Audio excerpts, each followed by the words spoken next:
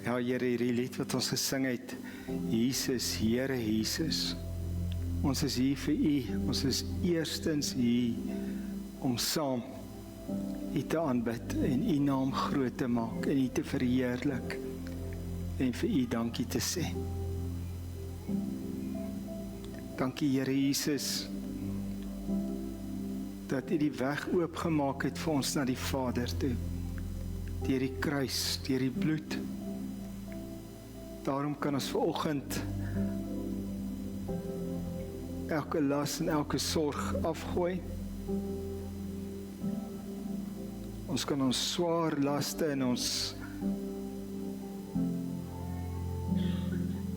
harde jukke afgooi vanoggend en die sagte las, die sagte juk en die ligte las op ons neem. As ons gefaal het, dankie vir genade. Ons kan vanoggend ons sondes bely. U woord sê, as ons sondes bely, dan is U getrou en regverdig. U vergewe ons en reinig ons van alle ongeregtigheid. Sê vir U dankie daarvoor, Here. Dankie dat ons vry en skoon voor U kan staan vanoggend. Here, werk in ons harte, breek ons harte oop, dat ons ook ontvanklik sal wees vir U woord. Ons bid dit in Jesus se naam. Amen.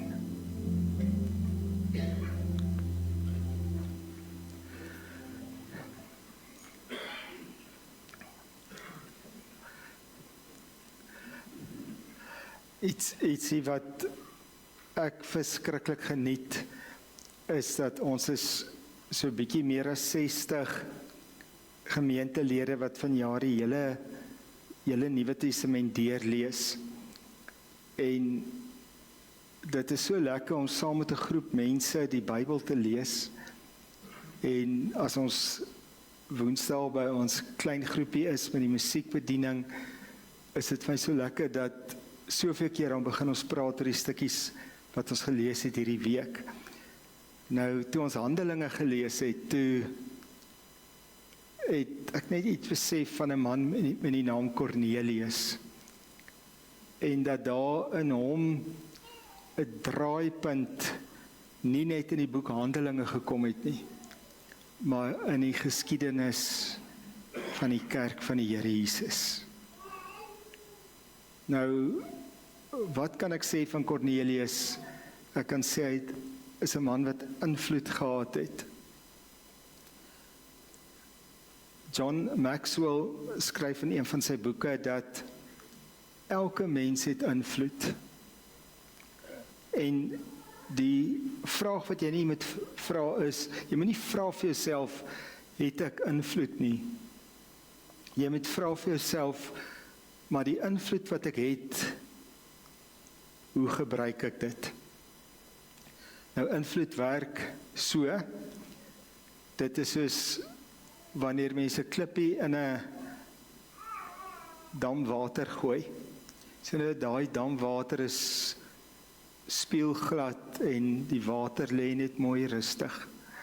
En ek kom en ek vat 'n klippie en ek gooi die klippie in die dam, dan plons hy, en dan begin hy die een rimpeling maak, volgende rimpeling. Mag ek hoor, wie van julle het al 'n klip in die water gegooi en dit gesien? Die wat nie hande opsteek nie, julle moet vanmiddag dit doen. Gaan maak die bad vol water. Kinders, haal jou klomp klippies. Nou gooi dit en dan kyk jy presies hoe dit gebeur. Doen die eksperiment. As jy daarmee het, nog beter. Maar dit is so invloedwerk. Dat dit maak 'n eerste sirkel daar waar die klippie in plons. En dan maak dit 'n volgende rimpeling en 'n volgende rimpeling en 'n volgende rimpeling. Nou John Maxwell sê elke mens het invloed. En die vraag is nie of jy invloed het nie. Die vraag is, hoe gebruik jy die invloed wat die Here vir jou gegee het? Nou, ek dink Kornelius kan ons iets leer van invloed. Kom ons gaan na Handelinge hoofstuk 10 toe.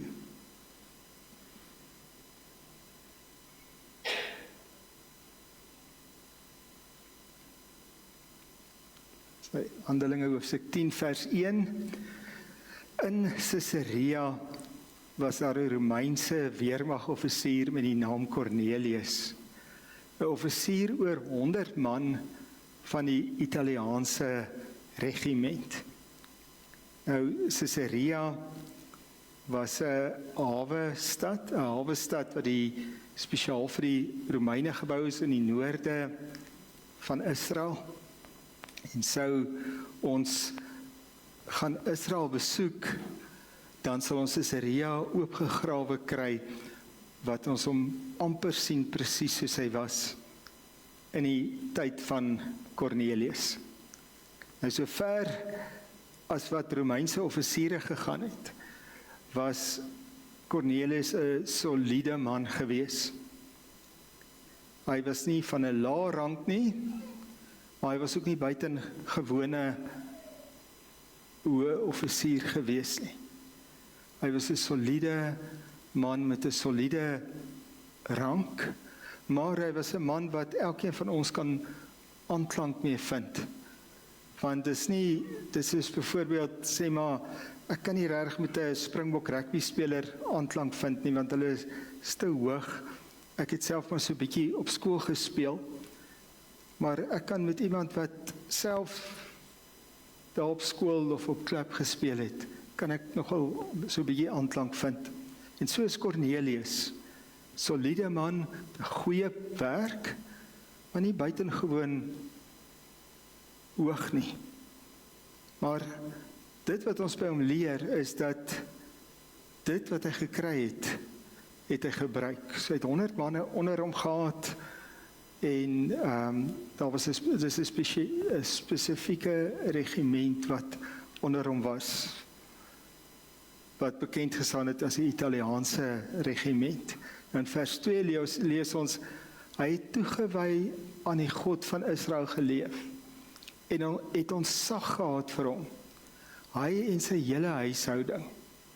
Hy het baie bydraes vir die armes onder die Joodse volk gegee, en hy het derentyd tot God gebid. So, Cornelius het 'n lewe geleef, waar die in sy huis hom wou volg. Maar wat opvallend is hy was 'n Italianer, of 'n Romein. Die Italianers en Romeine is dieselfde ding. En so hy het in Israel aangekom, as 'n man wat die veelgodedom van die Grieke en die Romeine aanbid. Nou, daar was voor ons Rome gekry het, was daar Grieke gewees, en hulle het 'n hele pantheon afgode gehad wat hulle aanbid. En ek het self op 'n stadium nogal, ek het verder gestudeer, en as deel van die studies moes ons 'n klomp Arameese tekste vertaal, en dit het alles gegaan oor hierdie Romeinse afgode ryk. En as ons kom by die boek Openbaring, dan sê Jesus dat hulle is die duiwel. As jy hulle trone aanbid, dan is jy by die troon van Satan.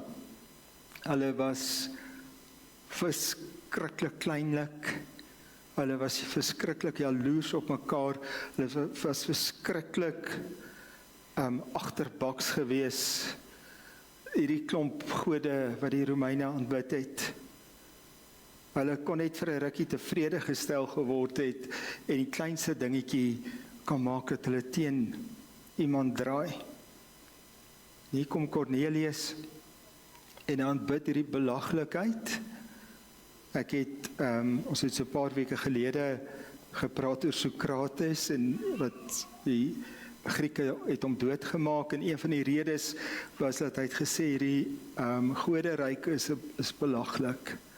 het daarvoor gelag. Maar Cornelius kom en in hierdie veel gode wat hulle aanbid, in 'n hele pantheon noem hulle dit, kom en hy ontdek die een God, die een ware God. Kom ons sê dit so. Cornelius het ontdek dat die een ware God, God die Vader is. En hy het hierdie God begin aanbid en hierdie God dien. Maar ons praat vanoggend oor invloed, dat dit gaan nie, ons moet nie vra, het ek invloed nie. Almal het invloed. Ons moet vra, wat maak ek met my invloed? En dit is soos wanneer ek 'n klippie in 'n dam water gooi en hy maak rimpelings. En ons sien die rimpelings wat Cornelius se invloed gehad het, is dat hy in sy hele huis het die Here gedien. Nou dit sê vir ons baie, want mens kan baie goed wees, maar in jou huis is jy wie jy is. En as die mense in jou huis saam met jou die Here dien, dan wys hulle, of dan wys dit, dat 'n mens se huis sien, jy is opreg in wat jy die Here dien. Nie volmaak nie, maar opreg. Ek het een oggend, toe net ons tweede kind is gebore, en hier sit jy met 2 kinders in jou huis, en ek het 'n bekommernis in my, dat ek hierdie 2 kies klaar so lief, maar ek weet ek gaan foute maak.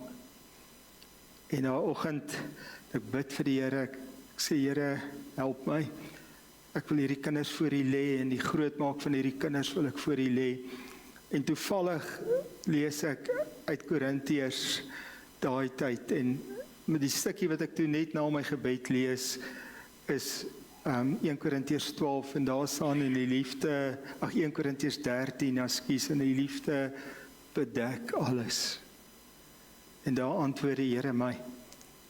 En hy sê, as jy gaan hierdie 2 kindertjies met jou hele hart lief hê, dan sal die foute wat jy maak deur jou liefde bedek word.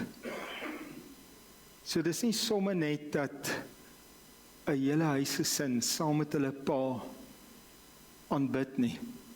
Dit gebeur net wanneer die pa opreg is in sy aanbidding.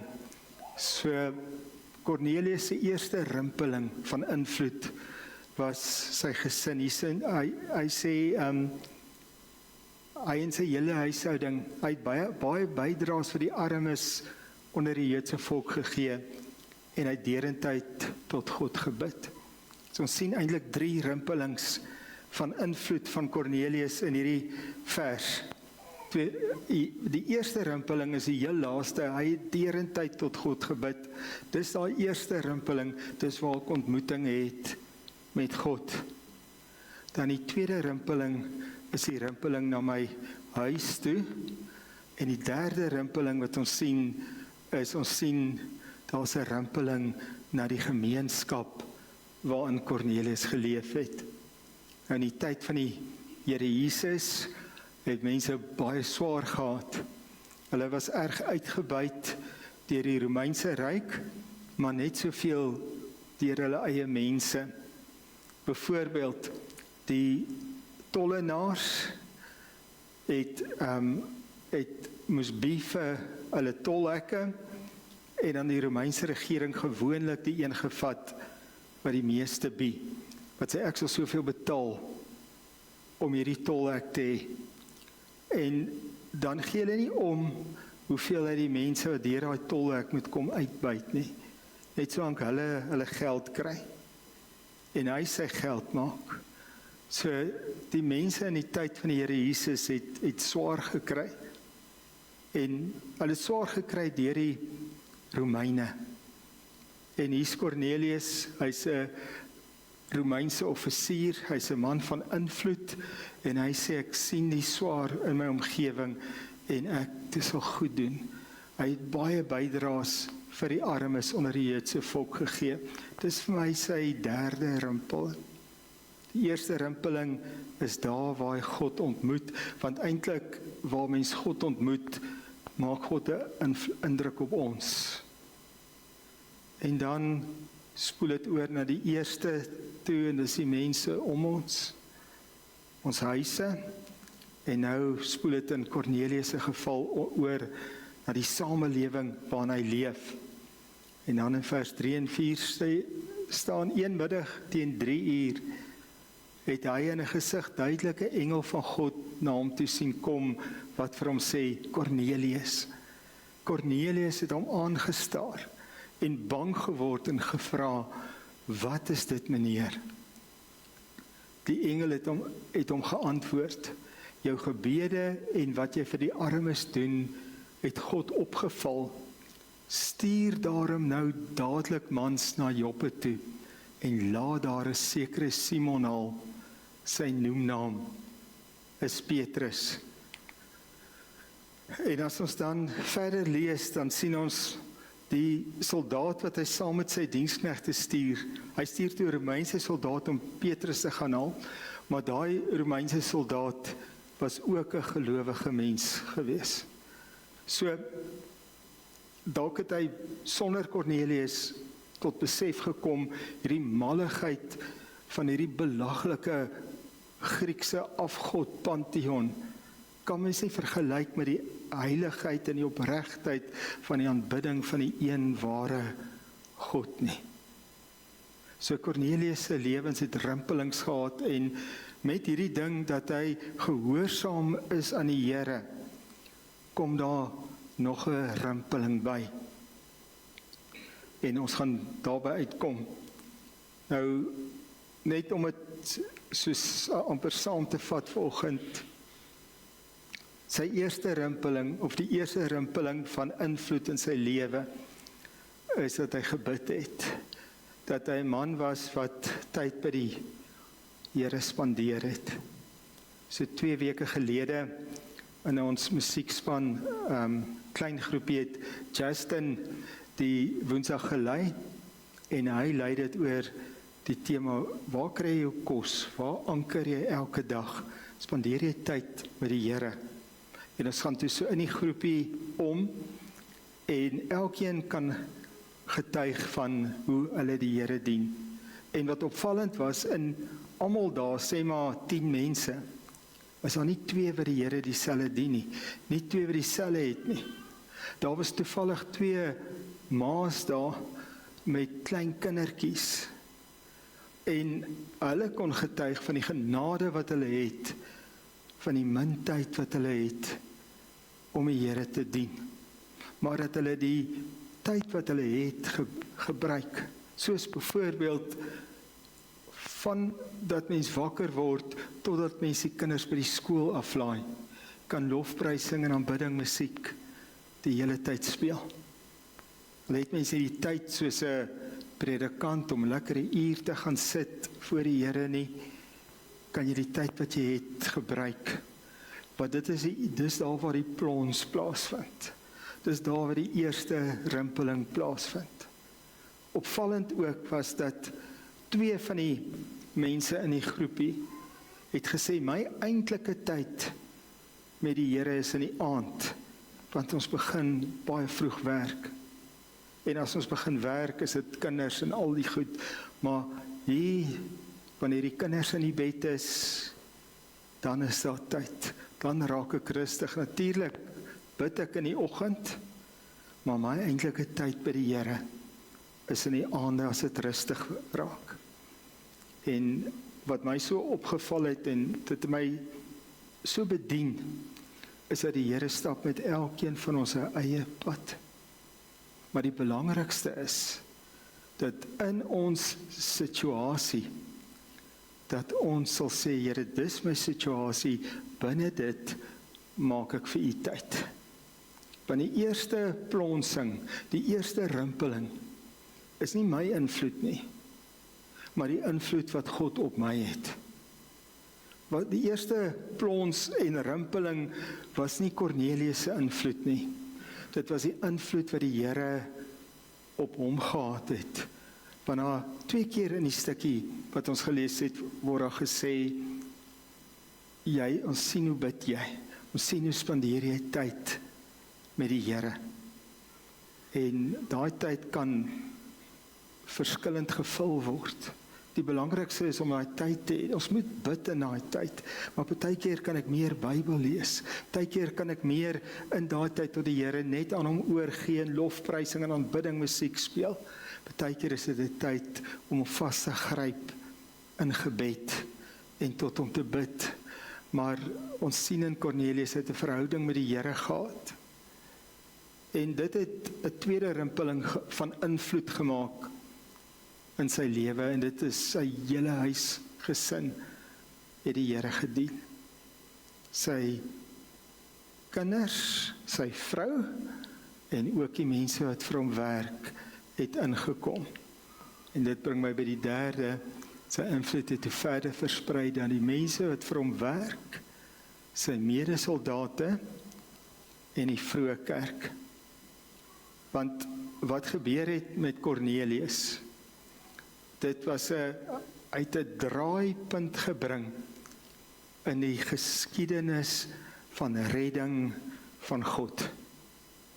Want die Ou Testament gaan daaroor hoe God 'n volk kies, naamlik Israel. En hy kies hierdie volk uit om uiteindelik 'n lig vir die nasies te wees. En hy sê vir Abraham, hy sê soveel soos die sterre in die hemel, soveel soos die sand hier op die strand, soveel sal jou nageslag wees. Want God roep Abraham nie net vir die Jode nie, maar uiteindelik vir die nasies. En dit is wat met Kornelius gebeur, dat Kornelius het die God van Israel aanbid, en reg deur die Ou Testament word daar vir ons gesê, hierdie God gaan 'n Messias stuur. Ek het Desember wat verby is, die boek Jesaja gelees, en dit het my so geseën. Iemand het een keer gesê, Jesaja is soos 'n 5de evangelie. As jy die Nuwe Testament wil verstaan, lees Jesaja. Maar oor en oor word 'n Messias beloof. En Kornelius het die God van Israel aanbid, en het die Messias wat hy stuur ontvang as sy verlosser en sy Here. En daai Messias se naam is Jesus Christus. Nie net hy nie, maar ook die mense in sy huis, ook die mense waaroor hy invloed gehad het. Nou Jesus het vir sy disippels heeltyd gesê, ek gaan sterf. Ons lees nou Markus Evangelie en oor Markus sê vir hulle, ek gaan sterf, maar gaan weer lewendig word. Maar hy sê ook vir hulle, ek het nie net gekom vir die Jode nie, ek het gekom vir die hele wêreld.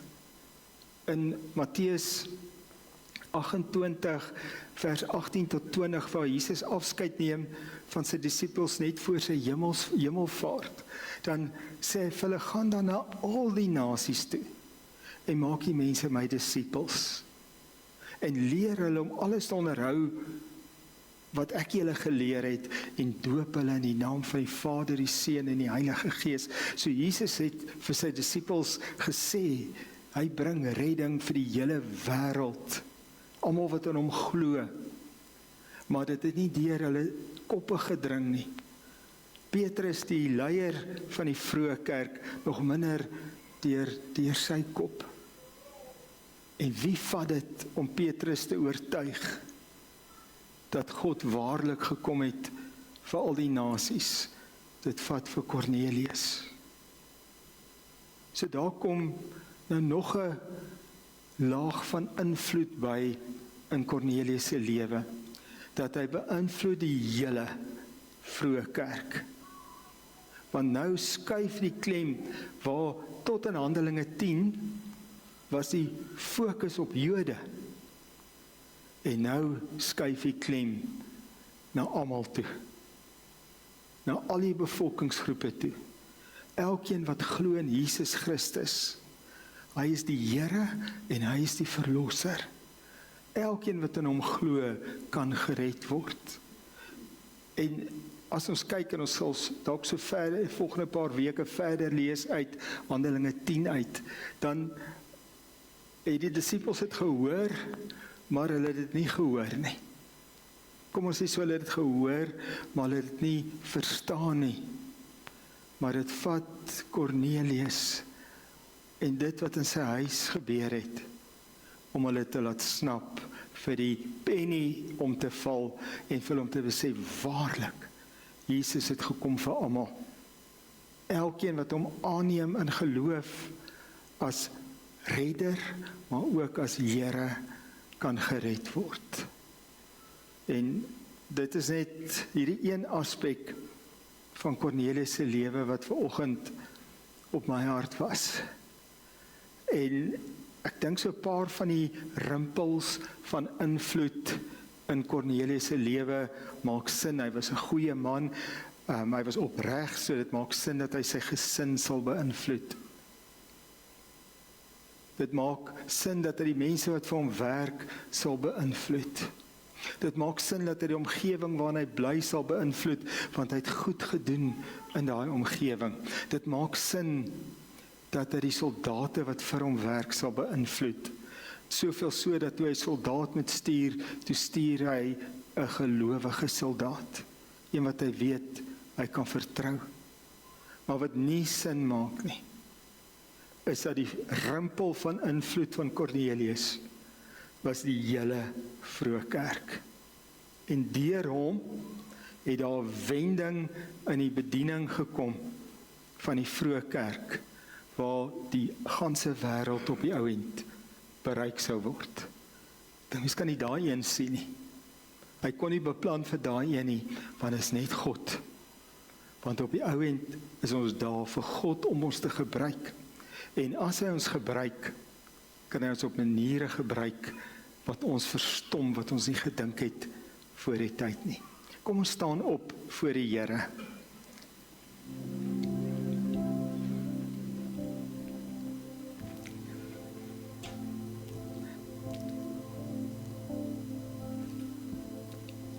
Ek wil vanoggend se gebed net begin deur net dat ons 'n belydenis maak, en die belydenis sê hardop saam met my, ek het invloed. Die vraag is, hoe gaan ek dit gebruik? Kom ons kom voor die Here en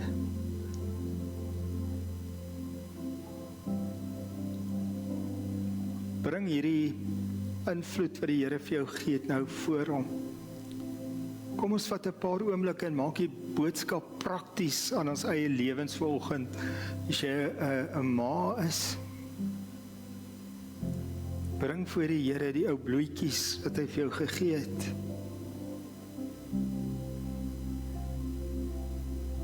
Vra vir die Here, Here, waar gee U vir my invloed? Wat is my terreine van invloed?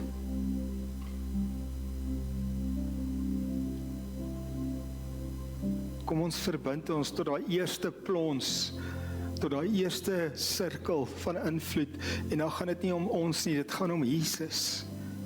Daar waar ons tyd met Jesus spandeer. Sê vir die Here, Here, ek verbind my aan U, want ek kan nie my invloed reg gebruik as ek dit nie in U krag deur die Heilige Gees doen nie.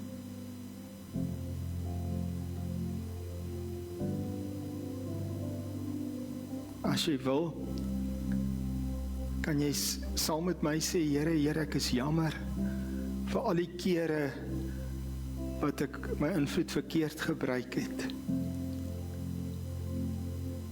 Wat ek mense nader aan U kon bring, en dan het ek nie.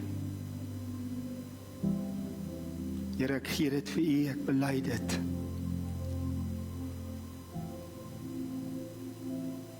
Dink bietjie, eerste plons daar waar die klippe in die dam val, daai eerste rimpeling is ons ontmoeting met Jesus. Dan ons tweede ontmoeting is ons huisgesin. Net daar waar jy voor die Here staan, bid vir jou huisgesin. Bid daar dat jou invloed tot eer van Jesus sal wees. Tot geloof in Jesus sal wees.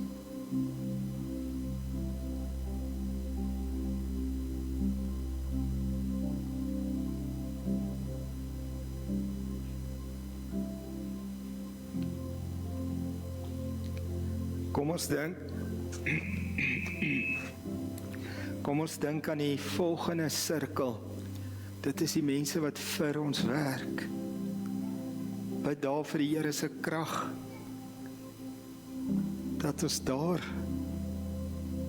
'n goeie invloed sal hê, 'n invloed wat mense na Jesus toe trek. Want op die ou end gaan dit nie daaroor dat mense goed praat van ons nie. Dit gaan daaroor dat ons mense help om te glo in Jesus Christus as redder.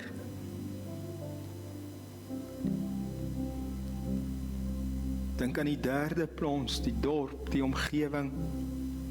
Sê, Here, help my invloed reg te gebruik, my werksplek.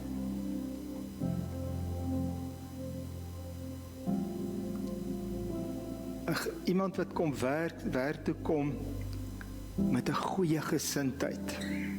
In Filippense sê Paulus, ons moet dieselfde gesindheid hê as wat die Here Jesus gehad het. Daai gesindheid maak dat ek daar 'n invloed het, wat die persoon vir wie ek werk positief beïnvloed, nie lei tot uitbranding en alle negatiewe goed nie. Here, help my gesindheid so te hê daar waar ek werk, dat daai invloed tot U eer sal wees.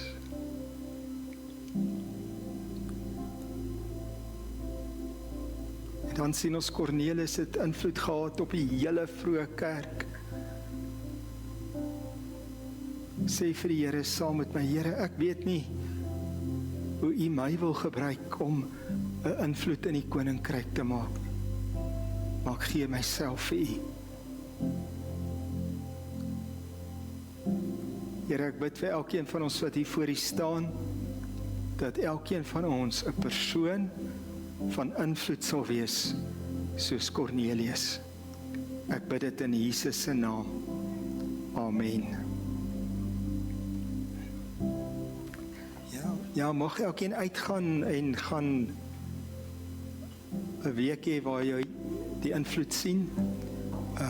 Net voor ek die seën oor julle uitspreek, Rian het vir julle gesê, ons bid vir mense na die diens, soos jy gebed nodig het, kom hier na toe, ons sal vorentoe, ons sal bid vir jou, en dan breek die belangrikste deel van ons diens nou aan, en dit is die feesdeel, waar ons fees vier.